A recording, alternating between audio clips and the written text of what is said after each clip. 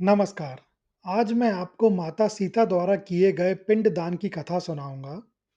यह घटना रामायण के अरण्य कांड की है, जब भगवान राम, माता सीता और लक्ष्मण अपने वनवास के दौरान दंडकारण्य वन में भ्रमण कर रहे थे। वे एक पवित्र और शांत स्थान पर पहुंचे, जो वर्तमान में बिहार के गया जिले के नाम से जाना जाता है। यह स्थान धार्मिक रूप से अत्यंत महत्वपूर्ण है, क्योंकि यहाँ फल्गु नदी बहती है।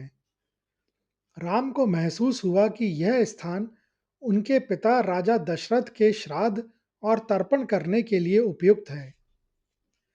उस समय राजा दशरथ का निधन हो चुका था, लेकिन उनके श्राद्ध के अनुष्ठान अभी तक ठीक से नहीं हो पाए थे। राम ने लक्ष्मण से कहा, लक्ष्मण, यह स्थान हमारे पिता के श्राद्ध के लिए बहुत उपयुक्त है। आओ श्राद्ध के लिए जरूरी सामग्री ढूंढकर लाते हैं। राम और लक्ष्मण सामग्री लाने के लिए जंगल में चले गए। सीता वहीं फल्गु नदी के किनारे बैठकर राम और लक्ष्मण के आने का इंतजार करने लगी। काफी समय बीत गया, दोपहर हो गई और धूप बहुत तेज थी। अचानक सीता ने एक दिव्य और अलौकिक दृश्य देखा। राजा दशरथ की आत्मा, जो एक छाया के रूप में थी, उनके सामने प्रकट हुई। राजा दशरथ की आत्मा बहुत व्याकुल और भूखी लग रही थी। उन्होंने सीता से कहा, पुत्री सीता, मुझे बहुत भूख लगी है। श्राद्ध का समय समाप्त होने वाला है। तुम मुझे श्राद्ध का भोजन दो। सीता आश्चर्यचकित और दुखी हो गईं। उन्होंने कहा, हे पिताजी, मेरे पास श्राद्ध करने के लिए कोई सामग्री नहीं है। प्रभु राम और लक्ष्मण अभी सामग्री लेने गए हुए हैं। राजा दशरथ ने कहा, सीता, श्राद्ध का समय निकल रहा है और मैं भूखा हूँ। मेरी आत्मा को शांति नहीं मिल पाएगी। तुम जो भी उपलब्ध है, उसी से मेरा श्राद्ध करो। सीता ने चारों ओर देखा। उनके पास उस समय कोई सामग्री नहीं थी, सिवाय 5 चीजों के जो उनके आसपास थीं। पहली, फल्गु नदी की रेत, जो उनके सामने बह रही फल्गु नदी में थी। दूसरी, बैल का गोबर, जो पास में एक बैल छोड़ा ने छोड़ा था। तीसरी, तुलसी के पत्ते, जो पास ही तुलसी के पौधे में लगे थे। चौथा, वट वृक्ष यानी बरगद का पेड़, जो पास ही उगा हुआ था। और पांचवा, एक पुरोहित जो पास ही बैठे हुए थे। उन्होंने राजा दशरथ की आत्मा से कहा, पिताजी, मेरे पास केवल ये 5 चीजें हैं। क्या मैं इनसे श्राद्ध कर सकती हूँ? राजा दशरथ ने कहा, हाँ पुत्री, श्राद्ध महत्वपूर्ण है, सामग्री नहीं। सीता ने राजा दशरथ के निर्देशानुसार फल्गु नदी की रेत को मिलाकर एक पिंड बनाया। उन्होंने पूरी श्रद्धा से उस पिंड को राजा दशरथ की आत्मा को अर्पित किया। राजा दशरथ की आत्मा ने उस पिंड को ग्रहण किया और शांत होकर सीता को आशीर्वाद दिया। कुछ समय बाद जब राम और लक्ष्मण वापस लौटे, तो सीता ने उन्हें पूरी बात बताई, परंतु राम को विश्वास नहीं हुआ। उन्होंने सोचा कि सीता ने अपनी विवशता को छिपाने के लिए यह कहानी बनाई है। उन्होंने कहा, सीता, यह असंभव है कि बिना किसी सामग्री के श्राद्ध हो जाए।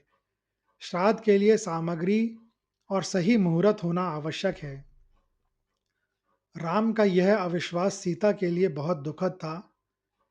एक तरफ उन्होंने अपनी पूरी श्रद्धा से एक कर्तव्य निभाया था, तो दूसरी तरफ उनके ही प्रभु राम उन पर विश्वास नहीं कर रहे थे। उन्होंने राम से कहा, प्रभु, मैं आपसे सच कह रही हूँ। परंतु राम के अविश्वास ने इस स्थिति में सीता को अपनी सत्यनिष्ठा और पवित्रता को साबित करने के लिए मजबूर कर दिया। सीता को यह एहसास हुआ कि उनकी बात पर तब तक विश्वास नहीं किया जाएगा जब तक कोई गवाह ना हो। उनकी आत्मा की पवित्रता और उनके किए गए कार्य की सच्चाई को साबित करने के लिए उन्होंने उन 5 गवाहों को बुलाया, जिन्होंने उस घटना को देखा था, यानी फल्गु नदी, बैल, तुलसी का पौधा, वट वृक्ष और पुरोहित।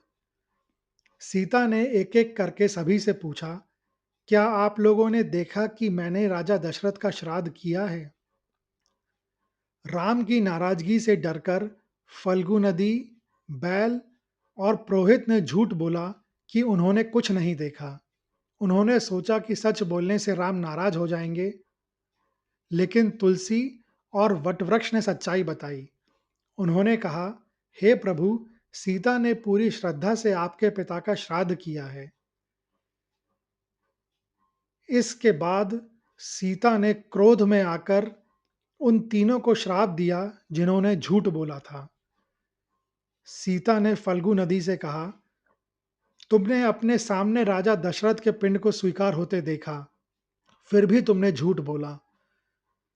तुम हमेशा सूखी रहोगी, तुम्हें केवल बरसात में ही पानी मिलेगा और तुम्हारी सतह पर हमेशा रेत और बालू रहेगी।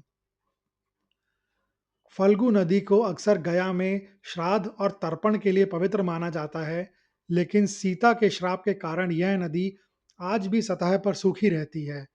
हालांकि कुछ फीट नीचे पानी का प्रवाह अभी भी मौजूद है, लेकिन यह ऊपर से दिखाई नहीं देता। यह इस बात का प्रतीक है कि जिसने सत्य को छिपाया, वह अपनी बाहरी पवित्रता खो देगा, भले ही उसकी आंतरिक पवित्रता मौजूद रहे। इसके बाद सीता ने बैल को श्राप दिया। उन्होंने कहा, तुमने भी मेरे श्राद्ध को होते हुए देखा था, फिर भी तुमने प्रभु राम से झूठ कहा, इसलिए तुम हमेशा अपवित्र रहोगे।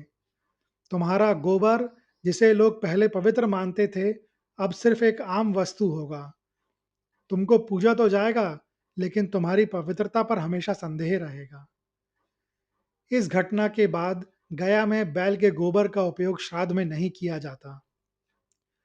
यह श्राप दर्शाता है कि यदि कोई पूजनीय जीव भी असत्य का सहारा लेता है, तो उसकी पवित्रता पर संदेह हो सकता है। अंत में सीता ने पुरोहित को श्राप दिया। उन्होंने कहा, तुमने, जो धर्म के प्रतिनिधि हो, सत्य को छिपाया और झूठा गवाह बने। इसलिए मैं तुम्हें श्राप देती हूँ कि तुम्हें कभी भी दान में संतोष नहीं मिलेगा। चाहे तुम्हें कितना भी धन मिले, तुम्हारी दरिद्रता हमेशा बनी रहेगी।